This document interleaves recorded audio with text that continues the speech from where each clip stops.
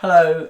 The other week, Ashley Cox and myself had a text message conversation, and he asked me if I would make a video comparing the sound of a cheap record player after the first play and a cheap record player after the 50th play, just to see whether or not a cheap record player will really damage your records. And I said I would make the video. He sent me a lot of files, a lot more than I'm going to present to you.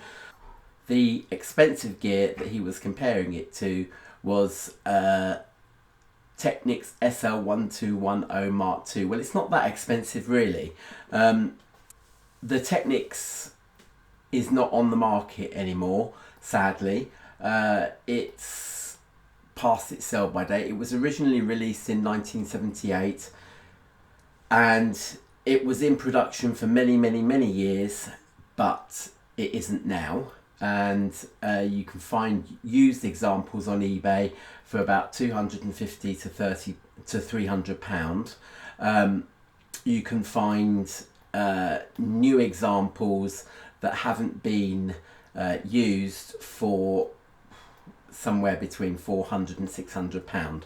Okay, so if you were going to go for a used example of this, and let's say it was 300 pounds, okay, Ashley decided to use this LP Gear CF3600 LE just simply because he normally uses an Audio Technica cartridge that's more expensive, but this one here is cheap enough. It's $34.95. I saw it on Amazon for. That's about 25-30 pounds, and yeah, it's not really a good enough cartridge for the Technics SL1210 whatever, but it would do.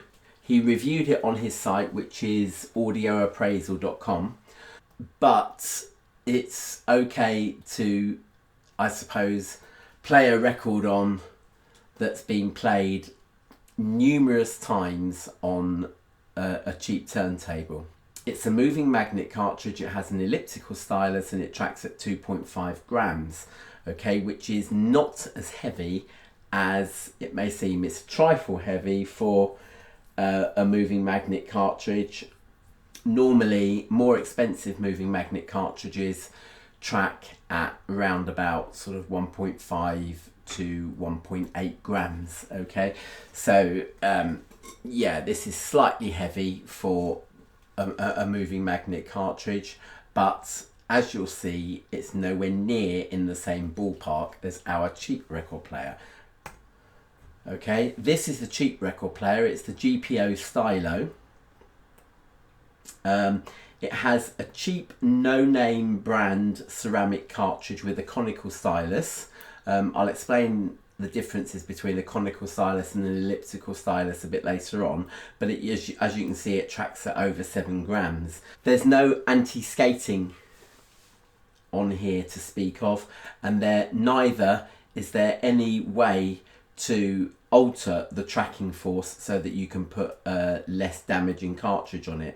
As you can see, that turntable platter looks like it's made of very cheap plastic and can be picked up by your little finger and is really not worth it. So yeah, that's the gear. Okay, Ashley sent me lots and lots of files from the Beatles album Abbey Road. I chose to use a very few of them, and I'll talk about that later. And yeah, we will see whether or not after 50 plays on the GPO turntable, whether or not the Technics will damage it. We'll also have a look and just do a little bit of a compare and contrast between the sound of the Technics with the LP gear and the GPO Stylo with the no-name brand ceramic cartridge. I saw a no-name brand ceramic cartridge.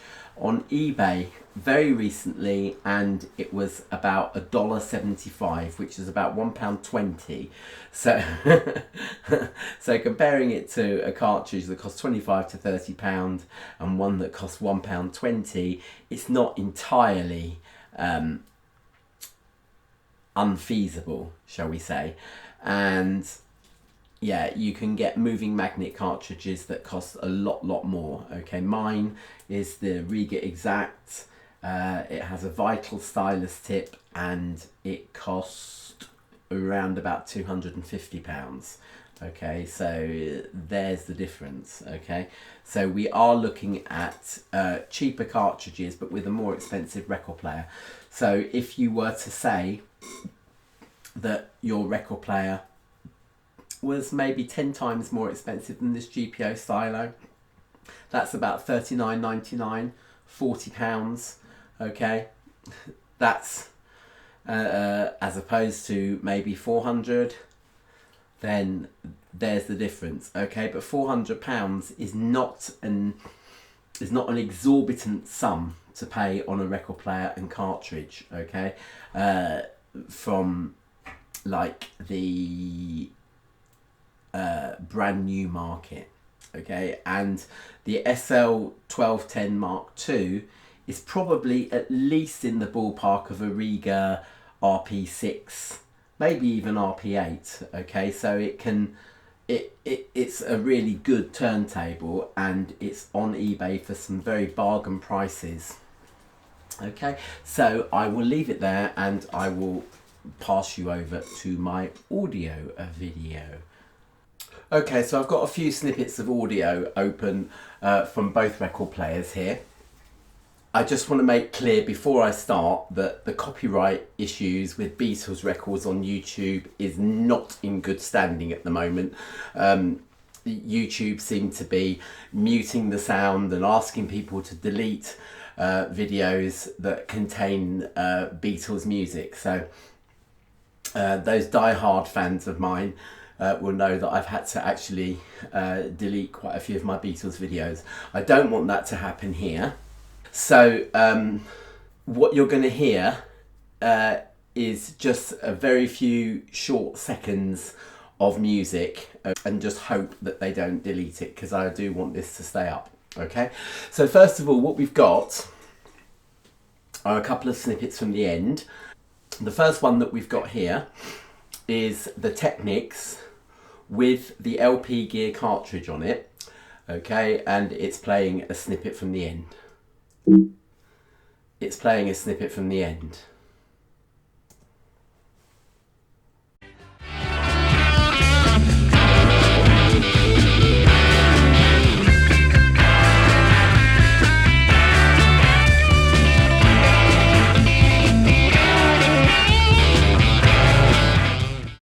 Right, now probably because the cartridge is nowhere near the standard that could that the Technics 1210 Mark II can take, it's a lot less incisive than I'm used to on my Riga, on my RP8.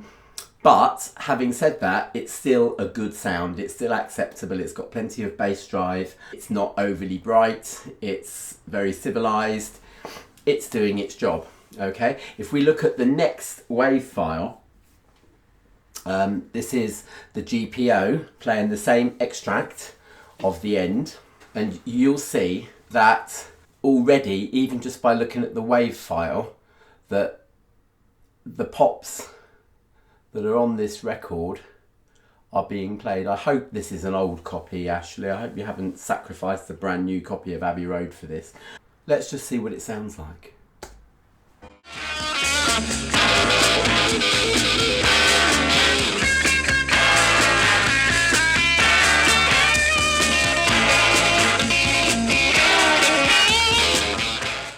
Okay, so you can hear that it's extremely bright.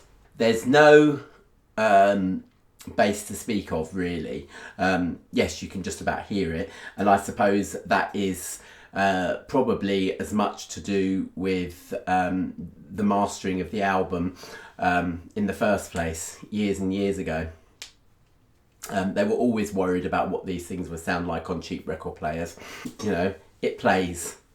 Fine, it plays. The cartridge on the GPO is a conical cartridge, which is not quite as good as an elliptical cartridge. It doesn't follow the grooves in the same way that an elliptical stylus can. Okay, think of of an elliptical stylus as being shaped a bit like a ski, which is a bit more the way that the grooves on the record are shaped. A conical stylus is shaped like an ice cream cone. In order for a conical stylus to be able to play and still track the grooves, it has to track very heavily indeed, hence the over 7 grams tracking force that we've got on here. Yeah, on the positive side of the GPO, the pitch is reasonably stable. Okay, I say reasonably, it's not quite the same. I've played along with both extracts on my piano, just hammering out the basic chords underneath. The Technics is more in tune than the GPO. In fact, I'll demonstrate that to you right now. Okay, all right, so that's not me farting, that's a chair. Let's go for it.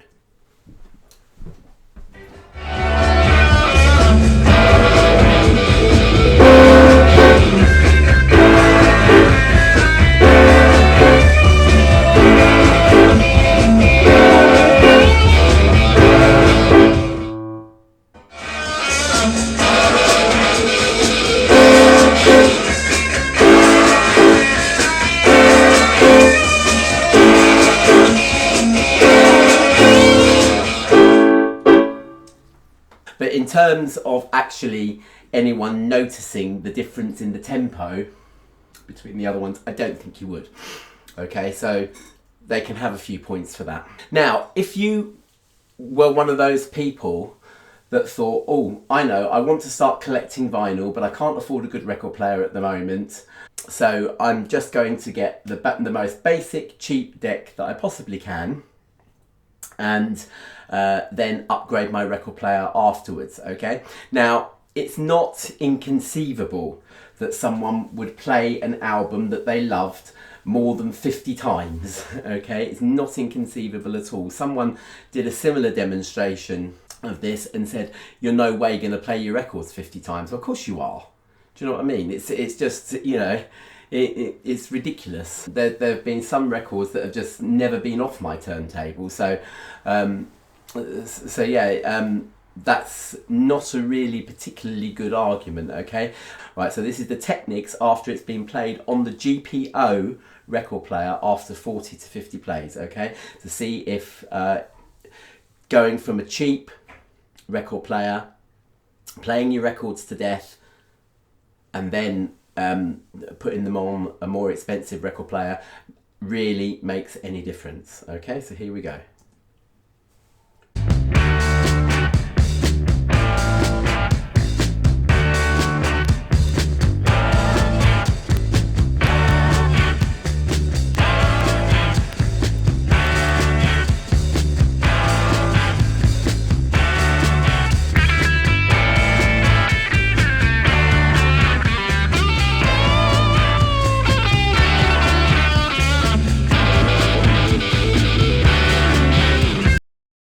Okay, so that is, I suppose, yeah, you can't really hear too much in the way of damage. The treble is suffering slightly. It's ever such a little bit less distinct and more sibilant than it was on the first play.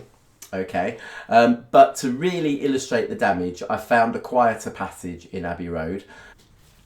Here we have the Technics playing a little extract from the introduction of Sun King after it's been played 50 odd times on the GPO.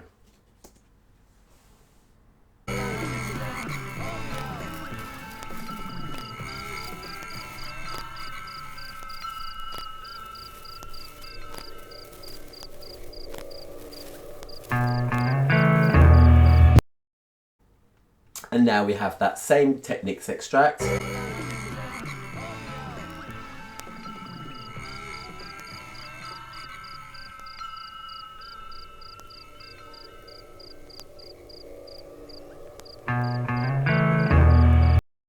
And that's the Technics before the start of the experiment. So you can see that playing your records on a cheap record player does degrade the sound quality. Not only that, but a more expensive moving magnet cartridge will actually do a pretty good job of masking any surface noise. A very, very cheap cartridge, such as the one on this GPO turntable, will just ruin your records, okay, as you've heard. Okay, so that is the end of this video experiment. Bye world.